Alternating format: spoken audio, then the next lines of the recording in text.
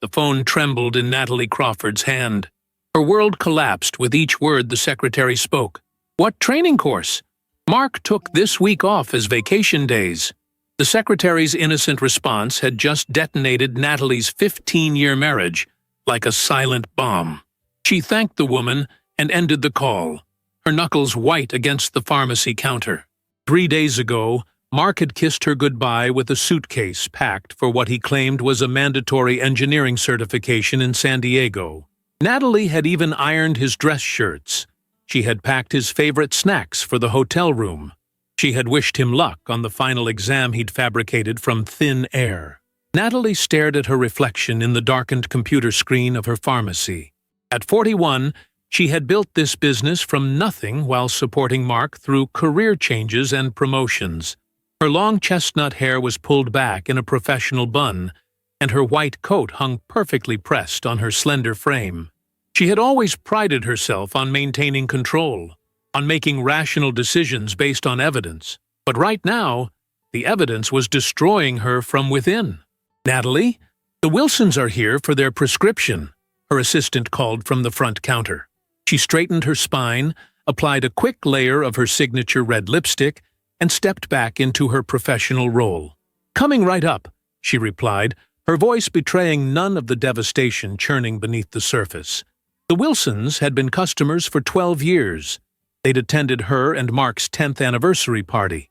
They'd sent flowers when her father died last spring.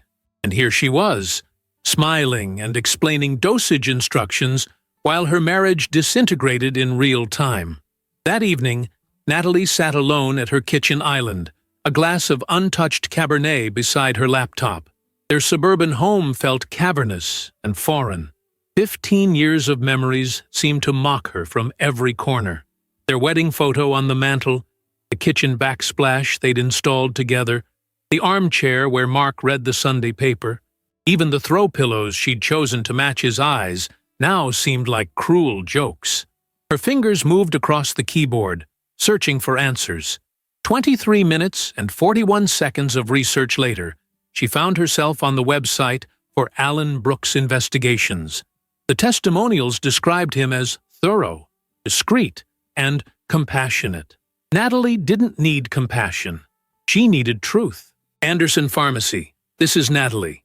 She answered her cell phone the next morning, her voice crisp and professional despite having barely slept. "Mrs. Crawford? This is Alan Brooks returning your call." Natalie stepped into her office and closed the door. "Thank you for getting back to me so quickly, Mr. Brooks. Just Alan is fine. Your message mentioned a potentially unfaithful spouse?" The words hung in the air, clinical and stark. "Yes. My husband told me he's attending a training course in San Diego this week. His company confirmed he's actually on vacation days." "I understand," Alan said, his voice softening slightly. "I have an opening this afternoon at 3. We could meet at the coffee shop on 4th Street." At 2:57 that afternoon, Natalie spotted a man who could only be Alan Brooks at a corner table. In his early 50s, with salt and pepper hair and kind eyes that had likely seen every form of human deception, he stood as she approached. "Dr. Crawford?" he asked, extending his hand. "Natalie, please," she corrected, settling into the chair across from him. "Thank you for meeting me." Alan nodded, opening a leather portfolio. "I've been doing this for 26 years, Natalie. I wish I could tell you that your suspicions are probably unfounded, but in my experience, when someone's instincts are strong enough to call me, they're usually right." Natalie swallowed hard, twisting her wedding band. "I need to know where he really is. I need—" her voice caught. "I need evidence." 3 days later, Natalie's phone buzzed with a text from Alan. "Check your email. Found him." Her hands shook as she opened the message. There were 5 photos attached. The first showed Mark entering the Ocean View Resort and Spa in Malibu. The second showed him checking in at the front desk, his arm around a woman Natalie had never seen before.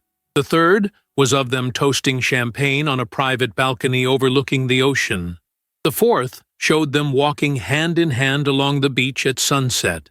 The fifth was a screenshot of the resort booking, a luxury suite reserved for 7 nights under Mark and Chloe Crawford. Chloe. He'd given this woman his name. Alan's report was detailed and unemotional. Mark had checked into the couple's romance package at the Ocean View, one of California's most exclusive resorts. The woman was identified as Chloe Richardson, 32, a designer of interiors from Los Angeles. They'd met 6 months ago at a conference where she was redesigning the event space. They'd been seeing each other regularly since, with Mark inventing business trips and conferences to cover his absences. Natalie stared at Chloe's image. Younger, yes, but not drastically so. Beautiful in an effortless way with her flowing blonde hair and casual elegance. But what struck Natalie most was how happy Chloe looked, how genuinely, radiantly in love. This wasn't just an affair. This woman believed she had found her person. A cold clarity washed over Natalie as she reached for her phone. "Alan, I need one more thing from you." The next morning, Natalie sat in her office with the door closed, staring at her computer screen. She had just booked a room at the Ocean View Resort for the following week. The exact week Mark had already mentioned would require him to attend an advanced certification course.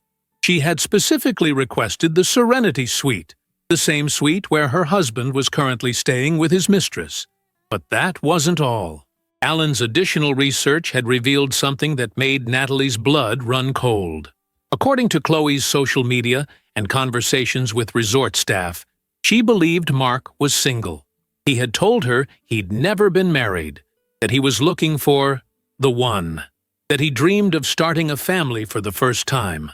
While Natalie had spent 15 years building a life with him, Mark had erased her entirely to create a fiction for his new love. As Natalie closed her laptop, a strange calm settled over her. She wasn't just going to confront her husband. She was going to dismantle his entire fabricated life, beginning at the same luxurious resort where he thought he'd gotten away with everything. What Mark didn't know was that his carefully constructed house of lies was built on sand, and the tide was coming in. The week crawled by in a surreal haze for Natalie. By day, she counted pills, consulted with patients, and maintained the precise, careful demeanor that had earned her pharmacy its sterling reputation. By night, she meticulously planned her approach. This wasn't just about confrontation. It was about reclaiming her dignity from the rubble of Mark's betrayal. "Are you sure about this?" Alan asked during their final meeting. His office was sparse but comfortable, the walls lined with credentials and a single family photo. "I've never been more certain of anything," Natalie replied, accepting the folder he handed her. Inside were additional photos, room service receipts, and a detailed timeline of Mark and Chloe's activities at the resort. "They're checking out Sunday?" Alan nodded. "And according to his calendar that you provided access to, he plans to tell you he's leaving for another certification the following Monday." "Perfect." Natalie slid the folder into her leather bag. "That gives me exactly what I need." Sunday evening, Natalie watched her husband return home through the bay window of their living room.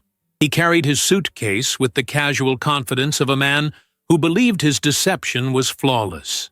She observed how he checked his appearance in the car window before approaching the door, straightening his collar, running a hand through his hair, adjusting his expression from contentment to manufactured exhaustion. "Hey, honey," he called, dropping his keys in the ceramic dish she'd made in a pottery class during their 3rd anniversary. God, that course was brutal. The exams were impossible. Natalie embraced him, breathing in his scent. Underneath his familiar cologne lingered the faint trace of an unfamiliar perfume. "Poor baby," she murmured. "You must be exhausted." "Completely wiped out," Mark agreed, his hand tracing familiar patterns on her back. "But I passed with flying colors. The company's really happy." She poured him his favorite whiskey, 2 fingers with a single ice cube, and listened to the elaborate lies he'd constructed about instructors, coursework, and fellow engineers. The details were impressive. He'd clearly rehearsed them extensively. "Oh," he mentioned casually over dinner, "I just found out they need me for the advanced certification next week. It's the last one." I promise. Natalie took a deliberate sip of wine. Where is it this time? Seattle, he replied without hesitation. The company's expanding its Pacific Northwest division, and they need senior engineers certified on the new systems. She nodded sympathetically. You work so hard. When do you leave? Monday morning. Mark reached across the table to squeeze her hand. I'm sorry about all these trips. I know it's been a lot lately. Don't worry about it, Natalie said, squeezing back. I understand completely. The following morning, after Mark left for his fictional Seattle course, Natalie packed her own suitcase. She selected items she'd purchased specifically for this occasion. Clothes Mark had never seen, a new perfume, even different makeup than her usual style. She was creating a version of herself that would be unrecognizable to him at first glance, yet unmistakably familiar upon closer inspection. As she drove toward Malibu, Natalie reflected on the 15 years she'd invested in her marriage. The early days in their cramped apartment while she finished pharmacy school, the miscarriage in their 7th year that had nearly broken them both, the 3-year renovation of their dream home that they'd designed together, arguing over every doorknob and light fixture. All of it now filtered through the nauseating knowledge that while she'd been building their life, Mark had been constructing his escape. The Ocean View Resort and Spa rose from the coastline like a modern castle, all glass and clean lines designed to frame the Pacific's endless blue horizon. Natalie handed her keys to the valet, straightened her new sundress, and stepped into the soaring lobby with its 40-foot ceilings and panoramic ocean views. Welcome to Ocean View, the receptionist greeted. Checking in? Yes, Natalie smiled. Emma Thompson. I have a reservation for the Serenity Suite. The name felt strange on her tongue, her first act of deception in a story built entirely of lies. She'd chosen her middle name paired with her mother's maiden name, ensuring she wouldn't forget to respond if addressed. Of course, Ms. Thompson. We're delighted to have you with us. The receptionist processed her information. I see you've booked our couple's romance package. Will your partner be joining you? Natalie allowed her smile to fade slightly. Unfortunately, no. A last-minute work emergency. But I decided to come anyway. I understand. We'll make sure your stay is exceptional nonetheless. The woman handed her a key card. The Serenity Suite offers our finest ocean view. You've made an excellent choice. So I've heard, Natalie replied.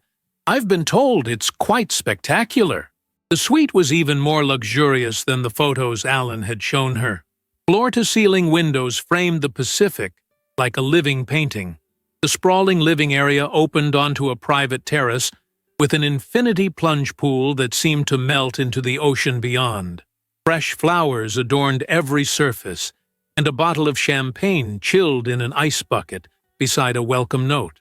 Natalie walked slowly through the space where, just days before, her husband had held another woman. She ran her fingers along the countertops, the furniture, the bed sheets. The housekeeping staff had removed all physical traces of the previous occupants, but Natalie could feel their presence lingering like ghosts. She unpacked methodically, arranging her new clothes in the closet where Mark's had hung. She placed her toiletries in the marble bathroom where he had showered with Chloe. She uncorked the champagne and poured herself a glass, carrying it to the terrace where they had watched the sunset together. Standing at the railing, Natalie gazed at the ocean stretching endlessly before her. The afternoon sun transformed the water into a tapestry of diamonds. Several floors below, resort guests lounged by the main pool. Couples walked hand in hand along the private beach, and children built sandcastles at the water's edge. And then she saw them. Mark and Chloe had not checked out on Sunday, as Alan had reported. They were seated at a poolside cabana, sharing what appeared to be a platter of fruit and cheese. Mark wore sunglasses and swim trunks Natalie had never seen before. Chloe wore a white bikini and a sheer cover-up, her blonde hair piled loosely atop her head. They were laughing, completely at ease, her husband's hand resting possessively on Chloe's knee. Natalie's champagne glass nearly slipped from her fingers. This wasn't part of the plan. They should have been gone by now. with Natalie using the week to gather herself before confronting Mark upon his return home. Instead, they were still here, in the same resort, at the same time. The universe had just accelerated her timeline. As if sensing her presence, Mark glanced up toward the terrace levels. Natalie stepped back instinctively, though she knew she was too far away to be recognized. She watched as he returned his attention to Chloe, leaning in to kiss her with comfortable familiarity. A calm determination settled over Natalie. She returned to the suite and reached for her phone. "Alan? It's Natalie. I need you to find out why they're still here, and I need it quickly." The morning sun streamed through the oceanfront windows of the Serenity Suite as Natalie reviewed Alan's overnight email. According to his sources at the resort, Mark had extended their stay by 4 days, charging the additional $10,000 to his personal credit card, a card Natalie didn't even know existed. The resort staff noted that Mr. and Mrs. Crawford were celebrating their 6-month anniversary of dating, with Mark telling the concierge he had something special planned. 6 months. Half a year of elaborate lies. Half a year of Natalie washing his clothes, cooking his meals, and managing their finances, while he constructed an alternate reality with another woman. She dressed carefully in white linen pants and a blue silk blouse that brought out the green in her eyes. Her strategy was simple, but required precise timing. She wouldn't approach Mark directly. Not yet.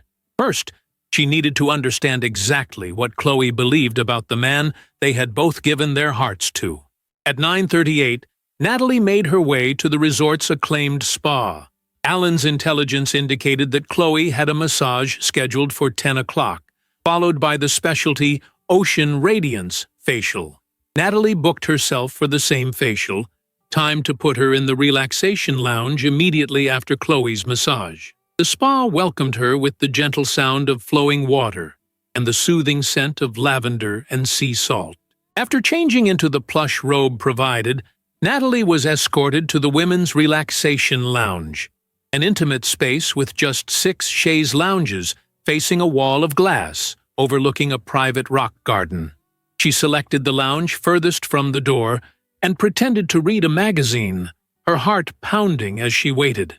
15 minutes later, the door opened, and Chloe Richardson floated in, her face glowing from her massage, her movements languid and relaxed. She chose a chaise 2 seats away from Natalie, accepting a cup of herbal tea from the attendant with a warm smile. Natalie observed her husband's mistress over the rim of her own teacup. In person, Chloe radiated a genuine warmth that hadn't fully translated in Alan's photographs. She hummed softly to herself, seemingly content in her own world. "That melody is beautiful," Natalie commented after several minutes of silence. "I've been trying to place it." Chloe turned, her expression open and friendly. "Oh, it's from this obscure French film my boyfriend introduced me to. I can't get it out of my head."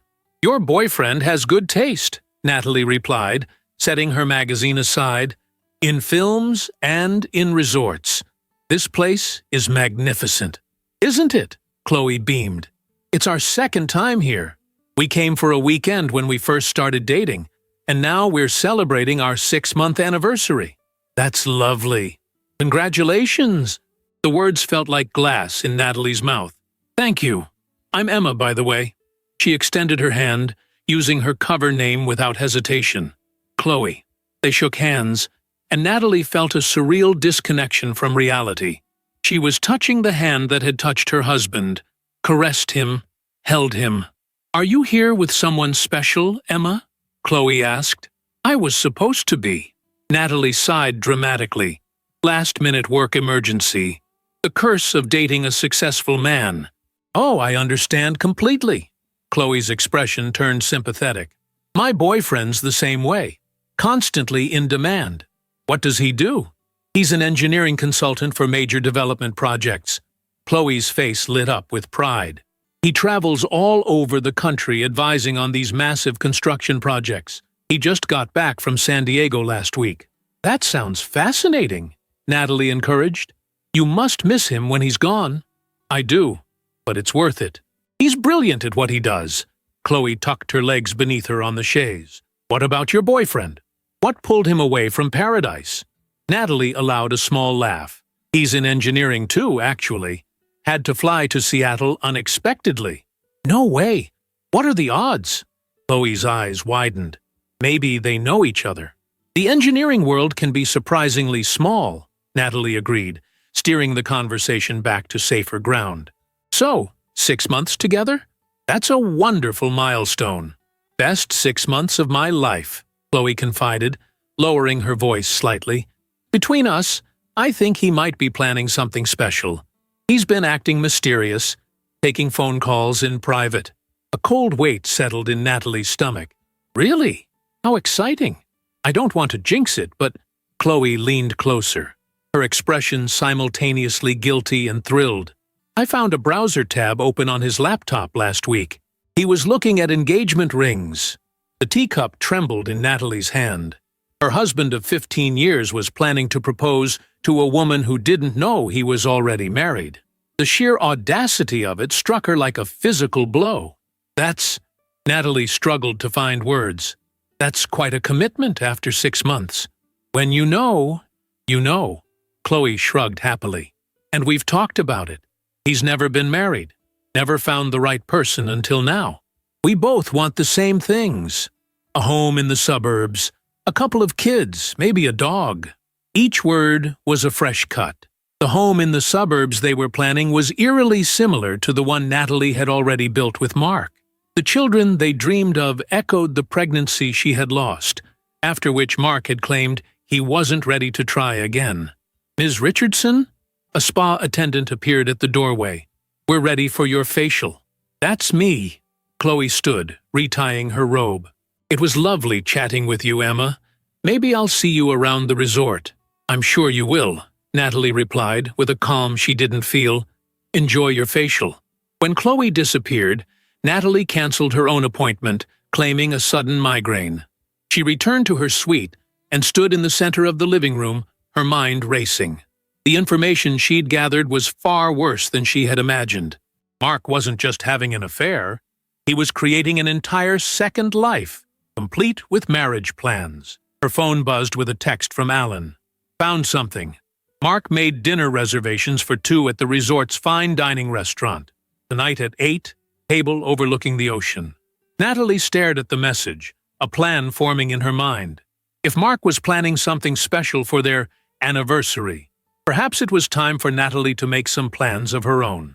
She opened her suitcase and removed the red dress she'd purchased specifically for this confrontation. A design unlike anything in her normal wardrobe, but one that highlighted every advantage of her 41 years.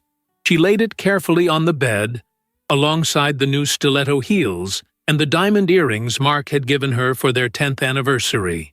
Tonight, Emma Thompson would join the resort's other guests for dinner. And if she happened to be seated near a certain couple celebrating their relationship milestone, well, that would simply be an unfortunate coincidence for Mark Crawford. As Natalie prepared for the evening ahead, she realized that something unexpected had happened during her conversation with Chloe. She didn't hate this woman who had unwittingly become entangled in Mark's web of deception.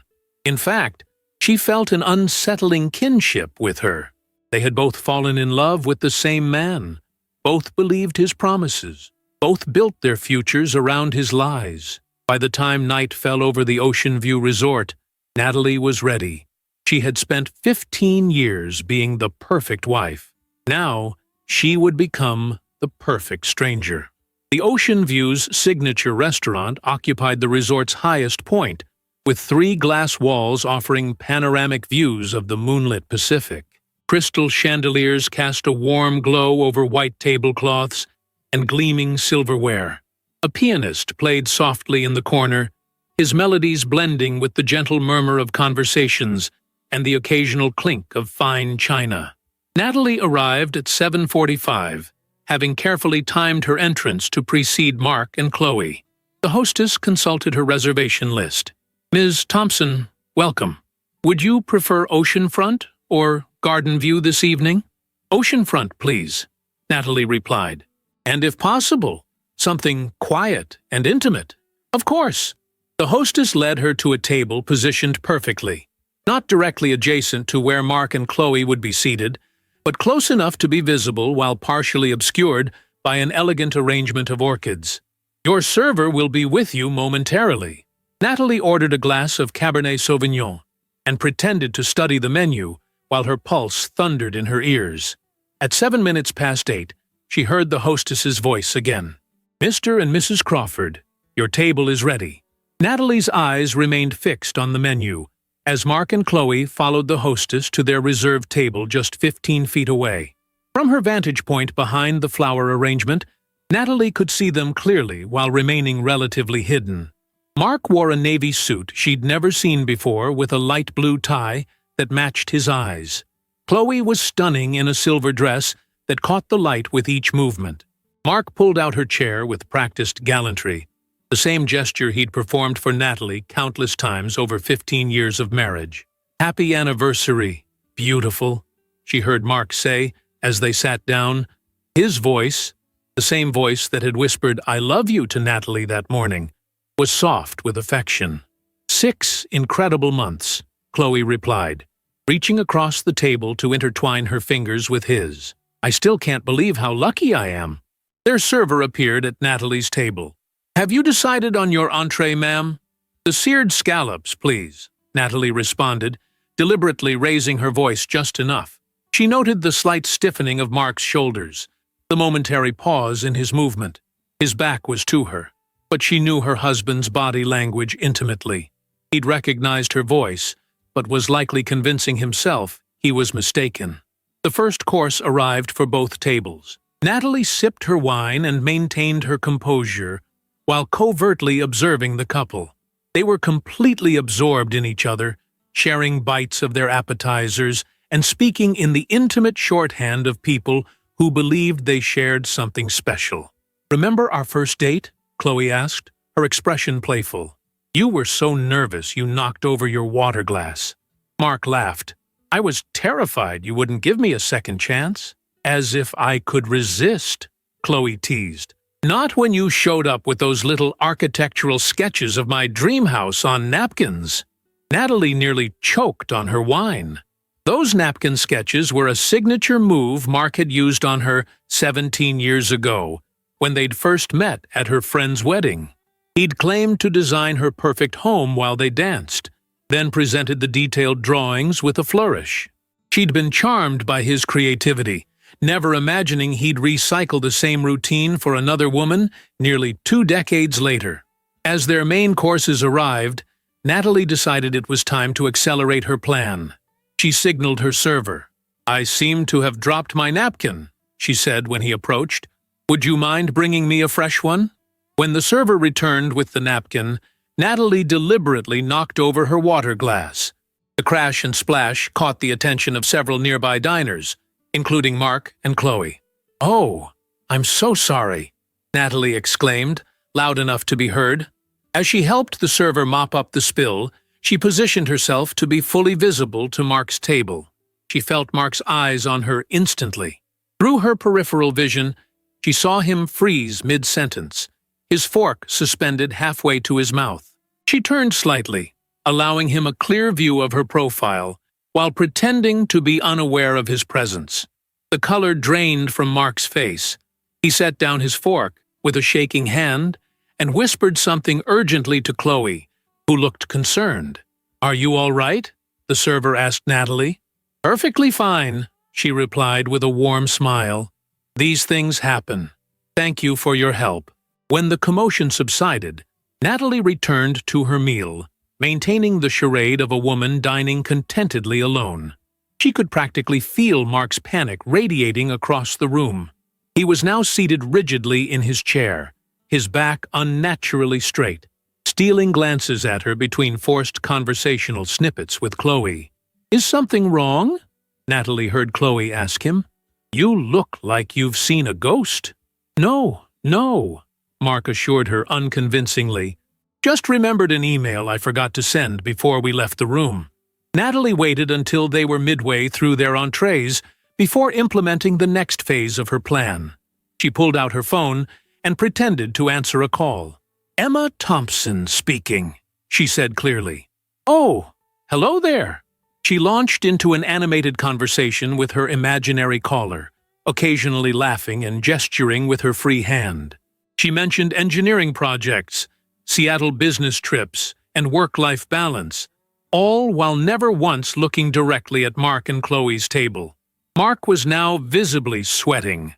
He loosened his tie and gulped his water, his meal largely untouched. Chloe's expression had shifted from romantic to concerned, her hand reaching across the table to touch his arm questioningly. When the dessert menus arrived, Natalie decided it was time for the direct approach.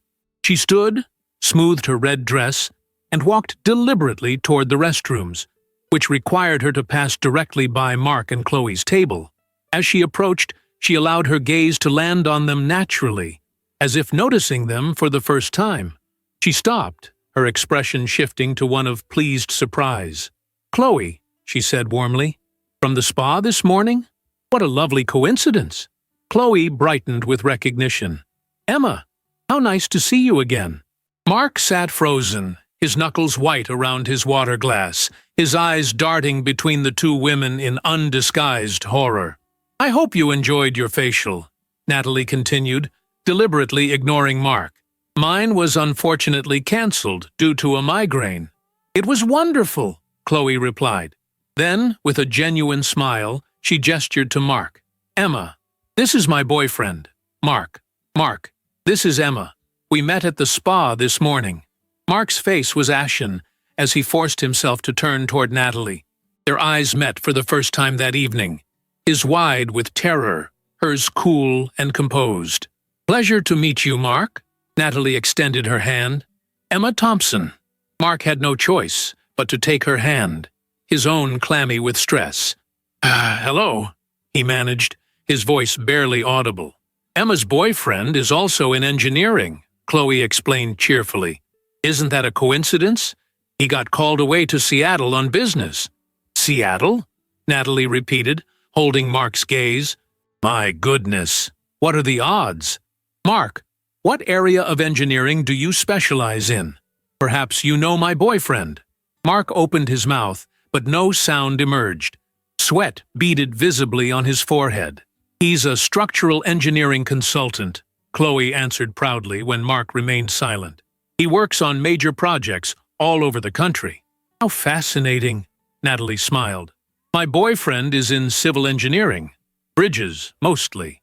In fact, he just finished a major certification course in San Diego last week." Mark abruptly stood, nearly knocking over his chair. Excuse me," he stammered. "I need some air." Before either woman could respond, he strode rapidly toward the restaurant's exit, leaving Chloe staring after him in confusion.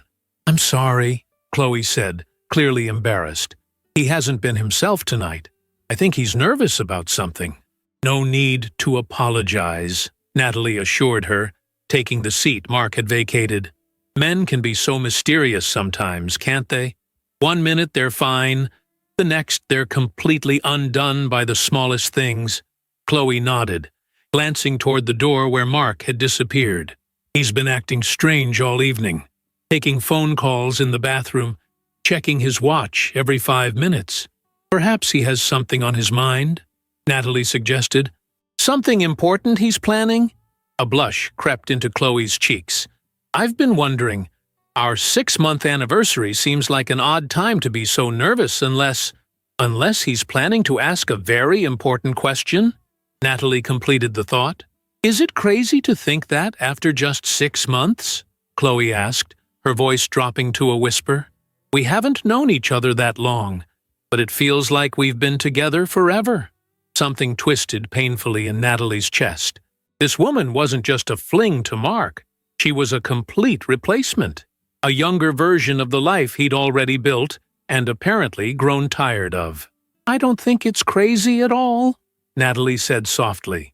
"When you know, right?" "Exactly." Chloe's expression brightened. "That's what Mark always says.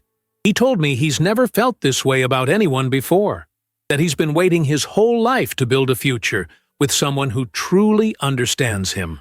Each word was a dagger, but Natalie maintained her composed facade. "And you believe him?" "With all my heart," Chloe replied without hesitation. "Mark is the most honest, devoted man I've ever met. He says what he means and follows through on every promise. It's what I love most about him." Natalie nodded slowly, making her decision. This wasn't just about confronting Mark anymore. It was about the truth, a truth that Chloe deserved as much as she did. "Chloe," she began carefully, "what would you say if I told you—" She was interrupted by Mark's return. He stood at the edge of the table, his face composed into a rigid mask of control. "Chloe, we need to go," he said flatly. "Now!" Chloe looked up in surprise. "What? We haven't had dessert yet, and I was just chatting with Emma." "It's an emergency," Mark insisted, not meeting Natalie's eyes. "Please, is everything okay?" Chloe asked, concern replacing her confusion. "I'll explain in the room," Mark replied, already pulling out Chloe's chair. "We really need to go." Chloe stood reluctantly. "I'm so sorry, Emma. It was lovely talking with you again." "Don't worry about it," Natalie smiled. "I'm sure we'll see each other again very soon." Mark flinched at her words, finally meeting her gaze. In that brief moment of eye contact, Natalie communicated everything she needed to. "I know everything. This ends now." As Mark practically dragged Chloe from the restaurant, Natalie remained seated, calmly finishing her wine.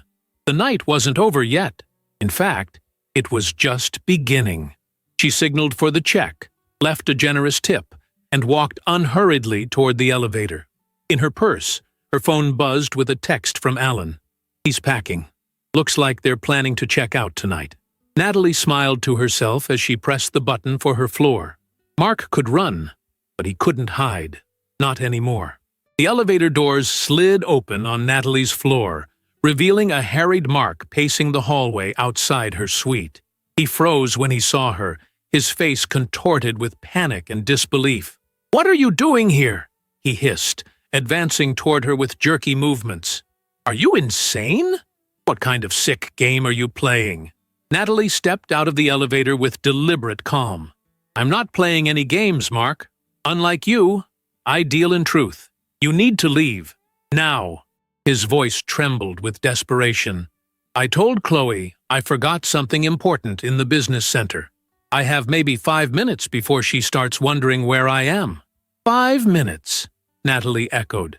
15 years together, and you think you can erase me in 5 minutes? Mark ran his fingers through his hair, his composure crumbling. "This isn't what you think. It's complicated. Actually, it's remarkably simple." Natalie unlocked her suite door and held it open. "Inside. Unless you'd prefer to have this conversation in the hallway where anyone might hear." Mark hesitated, then slipped past her into the suite. When the door closed behind them, he began pacing again, his movements those of a cornered animal. "How did you find me? How did you know?" "You told your secretary you were at a training course," Natalie replied, setting her purse on the console table. "I called to check when you'd be finished. Imagine my surprise when she told me you were on vacation." Mark's shoulders slumped. "Natalie, I can explain." "Can you explain giving another woman your last name?" Natalie cut him off. "Can you explain looking at engagement rings when you already have a wife? Can you explain telling Chloe you've never been married when we celebrated our 15th anniversary 3 months ago?" Each question landed like a physical blow. Mark collapsed onto the sofa, burying his face in his hands. "She thinks I'm single," he mumbled through his fingers. "I know exactly what she thinks," Natalie said. "We had quite an illuminating conversation at the spa this morning, and again at dinner, right before you fled the restaurant like you'd seen a ghost." She leaned against the wall, studying him. "Which, in a way, you had. The ghost of the wife you erased." Mark looked up, his eyes red-rimmed. "What are you going to do?" "That depends," Natalie replied. "What were you planning to do? Propose to her with the rings you were researching? Commit bigamy? Or were you finally going to ask me for a divorce?" "I was going to tell you after this trip," Mark said, his voice barely audible. "I was going to come clean about everything. Natalie laughed without humor. Like you came clean about the fake training courses, the non-existent certification exams, the business trips that never happened? I didn't mean for any of this to happen, Mark insisted. Chloe and I met at that conference in Denver. It was supposed to be a one-time thing. But then what? Natalie demanded. You decided our 15 years together meant nothing compared to 6 months with her? It wasn't like that. Mark stood suddenly. You and I, we became different people. You were always at the pharmacy, always putting your patients first. We stopped talking about anything real years ago. Natalie felt a surge of cold fury. So rather than address those issues with your wife, you created an elaborate fiction and found yourself a replacement? A younger model who doesn't know about your snoring or your mother's drinking problem, or the fact that you're terrible with money? Mark flinched. Chloe understands me. Chloe understands the version of you that you invented, Natalie corrected him. The single, never-married man without baggage or history. That person doesn't exist, Mark. A knock at the door shattered the tension between them. Mark froze, his eyes wide with terror. Emma? Are you in there? Chloe's voice came through the door. The concierge said he saw Mark come up to this floor. Natalie and Mark stared at each other in silence, he pleading wordlessly, she contemplating her next move. I know you're both in there, Chloe continued, her voice wavering slightly. Please, open the door. I just want to understand what's happening. With a decision made, Natalie crossed to the door and opened it. Chloe stood in the hallway, her silver dress sparkling in the dim light, her expression a mixture of confusion, hurt, and determination. Come in, Chloe, Natalie said gently. I think it's time we all had an honest conversation. Chloe stepped into the suite, her eyes immediately finding Mark. What's going on? She demanded. Why did you run out of the restaurant? Why are you in Emma's room? Do you two know each other? Mark seemed to shrink under her questioning. His mouth opened and closed, but no words emerged. My name isn't Emma, Natalie said quietly. It's Natalie. Natalie Crawford. Chloe's brow furrowed. Crawford? Like Mark's last name? Are you his sister? No. Natalie held up her left hand, where her wedding band caught the light. I'm his wife. The color drained from Chloe's face. She reached blindly for the wall to steady herself. His wife? We've been married for 15 years, Natalie continued, her voice gentle despite the cruelty of the truth she was delivering. I'm a pharmacist in Calabasas. We own a home together. Mark told me he was attending engineering certification courses these past months when he was actually with you. Chloe turned to Mark, who stood immobile in the center of the room. Tell me she's lying, she whispered. Tell me this is some kind of horrible joke. When Mark remained silent, tears filled Chloe's eyes. You told me you'd never been married. You said you were waiting for the right person. I'm sorry, Mark finally managed, the words hollow and insufficient. Sorry? Chloe's voice rose with disbelief. You let me believe we had a future together. You introduced me to your parents. Natalie felt as though she'd been struck. You took her to meet Eleanor and Richard? Mark nodded miserably. Over Christmas. I told you I had that conference in Chicago. They knew you were married, Chloe realized, her expression hardening. They sat across from me at dinner, listening to me talk about our future together, and they knew. They've always protected him, Natalie said, a strange camaraderie forming between her and her husband's mistress, even from himself. Chloe sank onto the sofa, burying her face in her hands. 6 months of my life. 6 months of planning and dreaming and believing. Try 15 years, Natalie said without rancor. 15 years of building a life with someone who could throw it away without a backward glance. Mark looked between them, panic growing in his eyes as he realized they were finding common ground. Now wait a minute. This isn't fair. You're making me sound like some kind of monster. Both women turned to him with nearly identical expressions of incredulity. You were planning to propose to her, Natalie stated flatly, while still married to me. You told me your parents were excited to finally have grandchildren, Chloe added. when they already have a daughter-in-law? Mark backed away, hands raised defensively. I was caught in the middle. I didn't know how to fix it without hurting everyone. So instead you hurt everyone, Natalie observed. Masterful solution. Chloe wiped her tears with the back of her hand, smearing her mascara. Did you ever actually love me? Or was I just an escape from your real life? Mark looked genuinely pained. Of course I loved you. I still do. What we have is real. And what about me? Natalie asked quietly. Was our marriage real? Or was that just marking time until someone better came along? That's not fair, Mark protested. We had good years, Natalie. You know we did. We had a life, Natalie corrected him. A life you were willing to throw away, rather than face its imperfections. Chloe stood suddenly, straightening her shoulders despite the tears still streaming down her face. I can't do this. I can't stand here listening to you try to justify loving both of us at once. She turned to Natalie, woman to woman. I didn't know.